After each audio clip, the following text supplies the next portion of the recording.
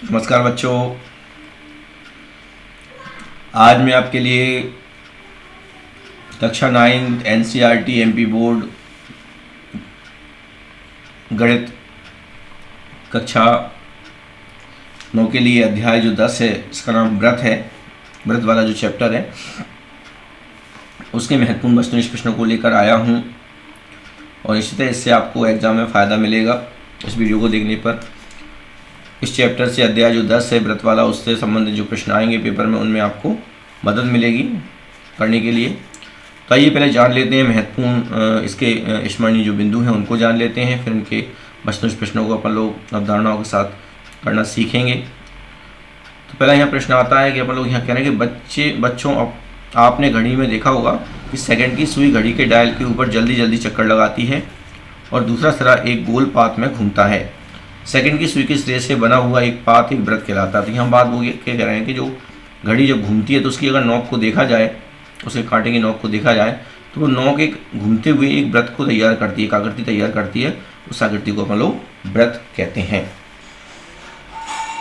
दूसरी भाषा में अगर कहें कि एक तल में उन सभी बिंदुओं का समूह जो तल के एक स्थिर बिंदु से एक स्थिर दूरी पर स्थित होते हैं उन्हें भी अपन व्रत कहते हैं। तो ये भी व्रत की परिभाषा सटीक है कि किसी तल में उन सभी बिंदुओं का समूह जो तल के एक निश्चित बिंदु से एक स्थिर बिंदु से एक निश्चित दूरी पर स्थित होते हैं उनके समूह को अपन लोग व्रत कहते हैं।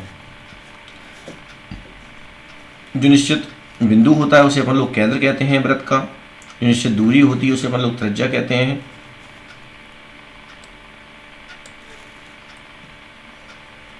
और केंद्र O और त्रिज्या R वाले व्रत को COR से प्रदर्शित अपन लोग करते हैं ना। O केंद्र है इसका और ये OP जो है वो त्रिज्या है, O केंद्र है। तो O व्रत का केंद्र है और OP व्रत की त्रिज्या है। इस तरह से अब व्रत में कितने भाग होते हैं, व्रत जब बनता है तो उसमें कितने सारे भाग होते हैं, तो उसमें 3 भाग होते हैं।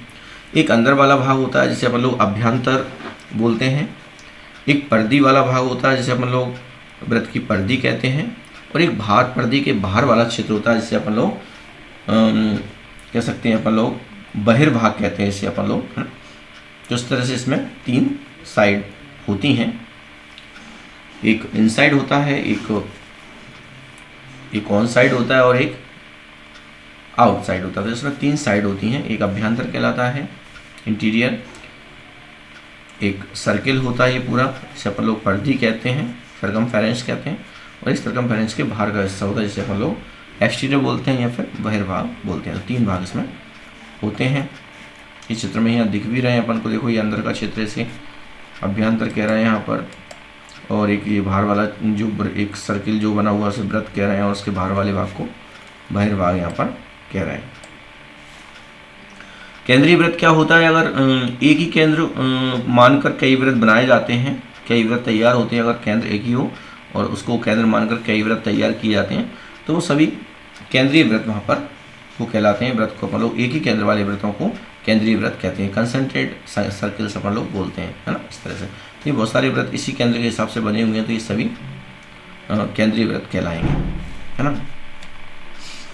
या सकेंद्रीय व्रत भी कह सकते हैं, सेकेंडरी व्रत भी इनको कह सकते हैं।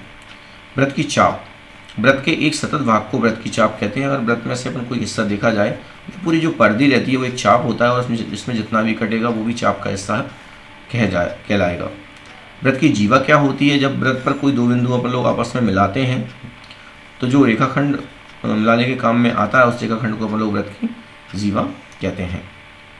व्रत की जीवा को अगर देखा जाए तो व्रत की जीवा सबसे बड़ी जीवा जो है व्रत के केंद्र से होकर जाती है, यानी सबसे बड़ी जीवा को व्रत की सबसे बड़ी जीवा को अपन लोग व्रत का व्यास भी कहते हैं। यहाँ व्यास तक पहुँच जाएगी, व्यास पर सबसे बड़ी जीवा बन जाती है। अगर देखा जाए तो व्यास जो होता है वो त्रिज्या का डबल होता है। अगर अपन व्यास का सूत्र देखेंगे तो त्रिज्या का डबल होता है, यानी कि D बराबर 2R अपन लोग यहाँ कह सकते हैं। फिर यहाँ पर बात आती है कि व्रतखंड की लघु और दीर्घ वाले भाग की। तो अपन देख सकते हैं कि जब अपन जीवा से काटते हैं तो कुछ हिस्सा ज़्यादा क्षेत्र रहता है व्रत का, तो ज़्यादा वाला जो क्षेत्र रहता है उसे अपन लोग दीर्घ व्रतखंड कहते हैं। और जो कम वाला चाप वाला हिस्सा रहता है अपन लोग उसे लघु व्रतखंड कहते हैं, है ना। तो यहाँ पे जो बात आती है कि जीवा व्रत के से घिरे क्षेत्र को 2 भागों में विभाजित कर देती है। एक तो उसमें प्रत्येक भाग को अपन व्रतखंड कहते हैं, जो छोटा होता है उसे अपन लघु व्रतखंड कहते हैं, और जो बड़ा भाग होता है उसे अपन लोग दीर्घ वृत्तखंड कहते हैं। ठीक है, अर्धवृत्त से छोटी अब्दा को लघु वृत्तखंड कहते हैं। अर्धवृत्त से अगर छोटी रहती है तो उसे अपन लोग लघु वृत्त कहते हैं, और अगर उससे बड़ी होती है तो उसे अपन लोग दीर्घ अब्दा कहते हैं। दीर्घवृत्त वृत्त की व्यास जीवावृत्त के क्षेत्र को दो बराबर भागों में विभाजित कर देती है। प्रत्येक भाग अर्धवृत्त कहलाता है। अर्धवृत्त का मतलब ये होता है कि उसकी जो जीवा होती है वृत्त की, सबसे बड़ी जीवा जो होती है, यानी व्यास जो होता है, वो उसे केंद्र से काटता चला जाता है, तो आधा आधा हिस्सा कट जाता है, और प्रत्येक भाग को अपन लोग अर्धवृत्त यहाँ पे कहते हैं। वृत्त का केंद्रीय कोण, तो जब वृत्त पर अपन लोग कोई कोण बनता है त्रिज्याओं के माध्यम से, जो कोण बनता है तो उसे अपन लोग केंद्रीय कोण यहाँ पे कहते हैं। वृत्त की परिधि, तो वृत्त के पूरे जो चाप होता है, वृत्त का जो पूरा चाप होता है, वृत्त को एक चक्कर लगाने में पूरा ये दूरी जो मापी जाती है, उसे वृत्त की परिधि अपन लोग यहाँ पे कहते हैं, वृत्त का परिमाप भी कहते हैं। चक्रीय चतुर्भुज, जब किसी चतुर्भुज के चारों जो सिरे रहते हैं वो किसी वृत्त पर स्थित होते हैं, तो ऐसी कंडीशन में उस चतुर्भुज को अपन लोग चक्रीय चतुर्भुज कहते हैं, और इसमें आमने सामने के कोणों का योग हमेशा 180 डिग्री होता है, यानी कि ए और सी का मान 180 डिग्री होगा और बी और डी का मान भी 180 डिग्री होगा, यानी कि चक्रीय चतुर्भुज के सम्मुख कोण पूरक होते हैं, समपूरक होते हैं। इस तरह से अपन इस बात को समझ सकते हैं। अर्धवृत्त का कोण समकोण होता है, तो अर्धवृत्त से अगर अपन कोण बनाएंगे परिधि पर अर्धवृत्त से, तो वो वहाँ समकोण बनता है, 90 डिग्री का कोण यहाँ पे बनता है। अर्धवृत्त का कोण समकोण होता है। ठीक है, आगे बढ़ते हैं। तो लिखा है वृत्त की चाप जो होती है, चाप द्वारा केंद्र पर आंतरिक बना कोण और वृत्त की त्रिज्या में क्या संबंध होता है, तो कोण जो अपन जानते हैं, सिंपल से एक फार्मूला होता है, कोण बराबर चाप बटे त्रिज्या। इस वाले फार्मूले को अपन याद रखेंगे कि कोण बराबर चाप बटे त्रिज्या, ये सूत्र काम में आएगा, कोण में, चाप में और त्रिज्या में संबंध बताएगा। आगे बढ़ते हैं और देखते हैं, यहाँ पे लिखा है कि 3 असमरेख बिंदुओं से, ये भी महत्वपूर्ण प्रश्न है कि 3 असमरेख बिंदुओं से एक वृत्त, केवल एक, मतलब सिर्फ एक वृत्त खींचा जा सकता है, तो ये महत्वपूर्ण प्रश्न है। 3 असमरेख बिंदुओं से कितने वृत्त जाते हैं, तो केवल एक वृत्त खींच सकते हैं अपन लोग यहाँ पे, है। अभी बात आती है कि अगर किसी चाप से वृत्त पर बनने वाला कोण और केंद्र पर बनने वाले कोण में क्या रिलेशनशिप होता है, तो सिंपल सी बात रहती है कि जब कोई चाप अपन यूज़ करते हैं तो उस चाप से केंद्र पर बनने वाला जो कोण होता है और परिधि पर बनने वाले कोण से हमेशा डबल होता है। अगर ये परिधि पर बनने वाला कोण जो है अगर 60 का है, तो ये केंद्र पर बनने वाला कोण 120 का होगा उसी चाप से, है ना। अगर ये 30 का है तो केंद्र पर बनने वाला कोण 60 का होगा, यानी केंद्र पर बनने वाला जो कोण होता है चाप से, एक ही चाप से केंद्र पर बनने वाला जो कोण होता है वो परिधि पर बनने वाले कोण से डबल होता है। ओके, अब हम लोग बहुविकल्पी प्रश्नों पे आ जाते हैं, मतलब वस्तुनिष्ठ प्रश्न जो है हम लोग शुरू हो जाते हैं यहाँ पर। तो पहला प्रश्न है कि 3 असमरेख बिंदुओं से होकर अधिकतम वृत्त खींचे सकते हैं, एक, है ना। अर्धवृत्त का वर्णाकोण होता है 90 डिग्री, तो ये सही है। चक्रीय चतुर्भुज के सम्मुख कोणों का योग 180 डिग्री होता है, यानी कि 2 नंबर का सही है। पार्श्व क्षेत्र में कोण बी का मान कितना होगा, तो पार्श्व क्षेत्र, ये पास में जो चित्र है उसमें पूछ रहे हैं कोण बी का मान कितना होगा। अपन देख रहे हैं कि चक्रीय चतुर्भुज है और जब एक कोण का मान 100 डिग्री है तो उसके सामने का कोण का मान 80 डिग्री होगा, क्योंकि कुल कोण का योग चक्रीय चतुर्भुज में 180 डिग्री होता है, तो यहाँ 80 आएगा। तो इस चौथे प्रश्न का उत्तर 2 नंबर का सही होगा, 80 डिग्री।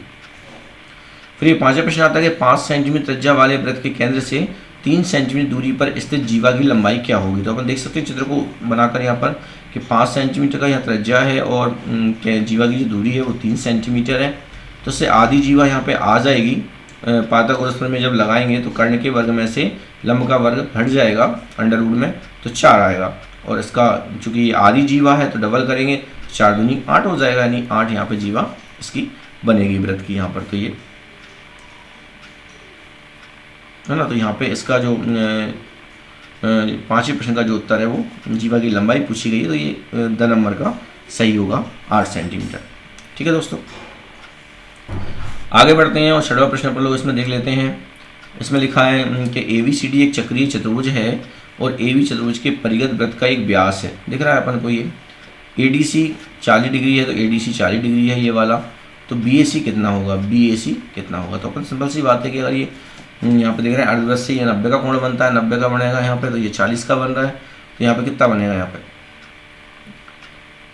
50 का कोण बनेगा यहाँ पर, क्योंकि कुल 90 का कोई कोण बनेगा उस पर, तो एक जब 40 का हिस्सा बन गया दूसरा कितने का बनेगा, 50 का बनेगा यहाँ पर, पूरा कोण रहेंगे वो। तो ऐसी कंडीशन में यहाँ पे 50, BAC का मान 50 आएगा। BAC का मान है 50 डिग्री होगा। ठीक है दोस्तों। अब यहाँ पे बात आती है 7वें प्रश्न की, यदि AB का मान 12 है, AB का मान 12 है और BC का मान 16 है, तो AB रेखाखंड BC पर लंब है, तो AB और C से होकर जाने वाली वृत्त की त्रिज्या क्या होगी। सिंपल सी बात है कि ये जो 16 है और ये वाला 12 है, तो यहाँ पे आधा 6 आएगा और यहाँ पर 8 आएगा। तो सिंपल सी बात है कि जब 8 ये है तो 8 ही ये होगा। तो इससे अपन लोग कर्ण का मान यहाँ पर निकालेंगे, तो ये हो जाएगा अपना कर्ण का मान निकालेंगे तो ये हो जाएगा 6 36 और 8 रहेंगे 64, यानी कि 100 आ जाएगा और 100 का वर्गमूल 10 होता है। तो यहाँ पे जो OB है मतलब त्रिज्या है वो 10 सेंटीमीटर आनी चाहिए। तो यहाँ पे ब नंबर का सही होगा। फिर अगला प्रश्न आता है यहाँ पर, ये देख लेते हैं अपन लोग। इसमें लिखा है किसी वृत्त का AD एक व्यास है और AB एक जीवा है। AD व्यास है और AB एक जीवा है और AD का मान 34 है तो 17 हो जाएगा, ये हाफ इसका, और AB का मान 30 है तो ये 15 हो जाएगा, हाफ इसका। तो अपन को निकालना ये दूरी इसकी है ना, जीवा की दूरी कितनी है। तो अपन देख सकते हैं यहाँ पर ये कर्ण का काम कर रहा है, मतलब पाइथागोरस प्रमेय यहाँ पे काम करेगी। कर्ण का वर्ग ये वाला अपना क्या काम कर रहा है, कर्ण का काम कर रहा है। तो कर्ण का वर्ग माइनस आधार का वर्ग, 17 का वर्ग करेंगे तो 289 आएगा, 15 का वर्ग करेंगे 225 आएगा। 289 में से अपन लोग देख सकते हैं 225 घट जाएंगे, 64 आएगा और 64 का वर्गमूल 8 होता है। तो ये दूरी आएगी, डिस्टेंस यहाँ पे केंद्र से दूरी आएगी जीवा की वो 8 सेंटीमीटर आएगी। तो यहाँ पे इसका उत्तर द नंबर का सही होना चाहिए, 8 सेंटीमीटर, है ना। अब नवा प्रश्न यहाँ पर देख लेते हैं कि अगर x द्वारा अंकित कोण का मान ज्ञात कीजिए। चित्र की बात चल रही है यहाँ पर। तो अपन जानते हैं कि एक ही चाप द्वारा जो केंद्र पे बनने वाला जो कोण होता है वो परिधि पे बनने वाले कोण का डबल होता है। तो अगर ये 20 है तो ये कितना हो जाएगा, 40 हो जाएगा। उसका मान यहाँ पे 40 आना चाहिए, 7 नंबर का सही होगा। फिर ये 10वां प्रश्न यहाँ पे आता है कि यदि दो वृत्तों की त्रिज्याएं बराबर हैं तो वृत्त आपस में कैसे होंगे। निश्चित बात है कि जब वृत्तों की अपन जानते हैं कि वृत्त की जो त्रिज्या होती है वही मैन होती है, और त्रिज्या अगर सेम है दो वृत्तों की तो वो सर्वांक्षम होंगे। तो ब नंबर का उत्तर इसका सही होगा, 10वें प्रश्न का ब नंबर सही होगा। फिर यहाँ पे 11वां प्रश्न आता है कि एक वृत्त का व्यास 8 सेंटीमीटर है तो वृत्त की त्रिज्या कितनी होगी। तो सिंपल सी बात है कि जो व्यास होता है वो त्रिज्या का डबल होता है, यानी कि त्रिज्या जो होती है व्यास की हाफ होती है। तो 8 की हाफ कितना होगा, 4 होगा। तो ये 4 सेंटीमीटर त्रिज्या होगी। 11वें प्रश्न का उत्तर ब नंबर का सही होगा, 4 सेंटीमीटर। अब खालिस्तान आते हैं, खालिस्तानों को देख लेते हैं अपन लोग यहाँ पे। तो पहला खालिस्तान है कि वृत्त का जो केंद्र होता है वृत्त के खाली स्थान में स्थित है। तो केंद्र कहाँ पे होता है, अभ्यंतर में होता है। तो अभ्यंतर भरा होगा, है ना, अंदर ही होता है ना वो, तो अभ्यंतर भरा होगा खालिस्तान में। दूसरा है एक बिंदु जिसकी वृत्त के केंद्र से दूरी वृत्त की त्रिज्या से अधिक होती है। जब कोई बिंदु है और वृत्त की त्रिज्या से ज़्यादा दूरी उसकी बन रही है तो वो बाहर निकल जाएगा, मतलब बहिर्भाग में होगा, है ना, बहिर्भाग यहाँ तो भरना पड़ेगा। तीसरा है कि एक चाप खाली स्थान होता है जब इसके एक सिरे एक व्यास के सिरे होते हैं। और अपन जानते हैं कि व्यास क्या करता है, उसे व्यास उसे आधा काट देता है तो वो अर्धवृत्त बन जाता है। यहाँ पे अर्धवृत्त आएगा, है ना, ये डिजाइन यहाँ पे दिख रहा होगा। चौथा प्रश्न है इसमें कि वृत्त खंड एक चाप तथा जीवा के बीच का भाग होता है। तो यहाँ पे जीवा आएगी ना, जीवा के बीच का भाग होता है वृत्तखंड, ठीक है। वृत्त की सबसे बड़ी जीवा को क्या कहते हैं, वृत्त का व्यास कहते हैं। तो व्यास आ जाएगा, सबसे बड़ी जीवा को अपन वृत्त का व्यास कहते हैं। अर्धवृत्त का कोण कितना होता है, 90 डिग्री होता है, 90 डिग्री आएगा यहाँ पर। चक्रीय चतुर्भुज के सम्मुख कोणों का योग कितना होता है, 180 डिग्री होता है, यहाँ 180 डिग्री आएगा। यदि किसी वृत्त की जीवाएं बराबर हो तो वो सर्वांक्षम होते हैं। यहाँ पर लोग देख पा रहे हैं वृत्त के केंद्र से वृत्त की जीवा पर डाला गया लंब जीवा को समद्विभाजित करता है, सही बात है। यहाँ पर वृत्त की परिधि के किन्हीं दो बिंदुओं को मिलाने वाला रेखाखंड वृत्त को जीवा, वृत्त क्या कहलाती है वो, परिधि पर अगर दो बिंदुओं को मिलाएंगे तो वो क्या बनेगा, उस रेखाखंड को क्या कहेंगे, मतलब उसे कहेंगे वृत्त की जीवा। तो जीवा भरा होगा खाली स्थान में। वृत्त के एक ही खंड के कोई दो बराबर, वृत्त के एक ही खंड के कोई दो कोण बराबर होते हैं। अगर वृत्त के एक ही खंड से दो अगर कोण बनाए जाएंगे या दो से ज़्यादा भी कोण बनाए जाएंगे तो एक ही चाप से बनाए जाएंगे तो वो सब बराबर होंगे। तो यहाँ बराबर आएगा खाली स्थान में। अब आते हैं 70 वाले प्रश्न, तो इनको देख लेते हैं अपन लोग। तो पहला है केंद्र को वृत्त पर किसी बिंदु से मिलाने वाली रेखाखंड वृत्त की जीवा त्रिज्या कहलाती है, सही बात है। केंद्र को परिधि पर मिलाने वाली जो रेखाखंड होता है उसे अपन लोग त्रिज्या कहते हैं, सही बात है, सत्य ही कथा। दूसरा है एक वृत्त में समान लंबाई की परिमेय जीवाएं होती हैं, असत्य बात है। चूंकि वृत्त एक अनंत बिंदुओं से मिलकर बना होता है तो उसमें जीवाएं भी बहुत सारी होंगी, समान लंबाई की जीवाएँ भी अनंत होंगी, तो ये परिमित वाली जो बात है वो गलत है। ठीक है। तीसरा है, यदि एक वृत्त के 3 बराबर चापों में बांट दिया जाए तो प्रत्येक भाग दीर्घचाप होगा? नहीं, क्योंकि अपन जानते हैं कि जो दीर्घचाप होता है वो आधे वृत्त से ज़्यादा क्षेत्र कवर करता है, तो आधे वृत्त से ज़्यादा क्षेत्र कवर करेगा नहीं, तो वो दीर्घचाप नहीं होगा, है ना। इस तरह से अपन देख पा रहे हैं। वृत्त की जीवा जिसकी लंबाई त्रिज्या से दोगुनी होती है, वृत्त का क्या होती है? व्यास होती है। सही बात है ये तो। पांचवा है, त्रिज्यखंड जीवा और संगत चाप के बीच का छिद्र होता है। असत्य बात है। वृत्तखंड होता है जीवा और चाप के बीच का भाग जो होता है उसे अपन त्रिज्यखंड, ये लिखा है त्रिज्यखंड जो होता है वो होता है त्रिज्याओं और चाप के बीच का कोण। तो यहाँ पे कह रहे हैं कि त्रिज्यखंड जीवा और संगत चाप के बीच का कोण होता है। गलत बात है यहाँ। वृत्त एक समतल आकृति है, ये सही बात है। दीर्घ वृत्तखंड में आंतरिक कोण न्यून कोण होता है, ये भी सत्य बात है। दीर्घ वृत्तखंड में जो आंतरिक कोण होता है वो न्यून कोण होता है। सही बात, न्यून कोण होता है यहाँ पे। वृत्त की समान जीवाएं केंद्र पर समान कोणान्वित करती हैं, ये भी सत्य कथन है। वृत्त की सबसे बड़ी जीवा त्रिज्या कहलाती है, ये गलत बात है, क्योंकि सबसे बड़ी जीवा जो होती है वो व्यास कहलाती है, तो यह सत्य कथन है यहाँ पे। 10वां है, अर्धवृत्त में आंतरिक कोण समकोण होता है। सही बात है। आधे वृत्त से जो कोण बनाया जाता है परिधि पर वो 90 डिग्री का बनता है, यानी समकोण बनता है। सही बात है। अगला है, यदि दो वृत्तों की त्रिज्याएं समान हो तो वे वृत्त सर्वांगसम होते हैं। सही बात है। अगर त्रिज्याएं समान है तो सर्वांगसम होंगी, सत्य कथन है ये वाला। 3 असममित बिंदुओं से होकर एक वृत्त खींच सकते हैं, ये भी सही बात है ना, सत्य कथन है ये। त्रिज्याखंड जीवा एवं संगत चाप के बीच का क्षेत्र होता है। त्रिज्याखंड जो होता है जीवा और संगत चाप के, ये गलत बात है। एक वृत्त में समान लंबाई की सीमित जीवाएं होती हैं, ये भी है, असत्य बात है, क्योंकि अपन जानते हैं कि अनंत बिंदुओं से बनकर बना होता है, तो अनंत जीवाएं भी इसमें बनेगी। केंद्र को वृत्त पर किसी बिंदु से मिलाने वाले रेखाखंड वृत्त की त्रिज्या होती है, तो ये सत्य बात है। यहाँ पर केंद्र को वृत्त पर किसी बिंदु से मिलाने वाला जो रेखाखंड होता है उसे वृत्त की त्रिज्या कहते हैं, तो ये सही बात है। अभी एक वाक्य में उत्तर आते हैं, एक वाक्य में उत्तर वाले प्रश्न आते हैं, तो इसमें देख लेते हैं। एक वृत्त जिस तल पर स्थित होता है उसे 3 भागों में विभाजित करता है। सही बात है, मतलब यहाँ 3 लिखना पड़ेगा अपन को। उस जीवा को जो वृत्त के केंद्र से होकर जाती है व्यास कहलाती है, यहाँ व्यास आएगा। वृत्त किसे कहते हैं? एक स्थिर बिंदु से समान दूरी पर स्थित बिंदु पथ। एक स्थिर बिंदु से समान दूरी पर स्थित बिंदुओं का जो पथ होता है उसे अपन लोग वृत्त कहते हैं। यदि दो वृत्त परस्पर 2 बिंदुओं पर प्रतिच्छेद करें तो उनके केंद्र उभयनिष्ठ जीवा के लंब समद्विभाजक पर स्थित होता है। हाँ, होता है, सही बात है। चित्र में भी अपन लोग यहाँ देख पा रहे हैं। अर्धवृत्त में आंतरिक कोण कैसा होता है? समकोण होता है, 90 डिग्री होता है। दीर्घ वृत्तखंड में आंतरिक कोण कैसा होता है? न्यून कोण होता है, या उल्टा होता है। दीर्घ वृत्तखंड में न्यून कोण होता है और लघु वृत्तखंड में अधिक कोण होता है। यहाँ पर को ध्यान रखना ये वाली बात। चक्रीय समांतर चतुर्भुज क्या कहलाता है? एक आयत कहलाता है। चक्रीय समांतर चतुर्भुज क्या कहलाता है? आयत कहलाता है। चक्रीय समांतर चतुर्भुज बनाएंगे तो वो आयत बनेगा।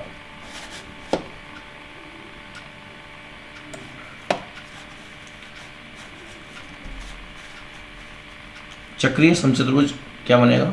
चक्रीय अगर समचतुर्भुज होगा तो वो वर्ग बनेगा। इस चित्र में अपन लोग देख पा रहे हैं कि अगर समांतर चतुर्भुज बनाएंगे अपन लोग तो वो आयत बनेगा, और अगर समचतुर्भुज बनाएंगे तो वो एक वर्ग बनेगा। इस चित्र में अपन को साफ साफ दिख रहा है। एक बिंदु से एक रेखा पर लंब की लंबाई रेखा की बिंदु से दूरी कहलाती है। सिंपल सी बात है कि किसी बिंदु से अपन लोग दूरी निकालते हैं किसी रेखा की तो वो दूरी कहलाती है। यदि कोई बिंदु रेखा पर स्थित है तो रेखा से उसकी दूरी कितनी हो जाएगी? शून्य हो जाएगी।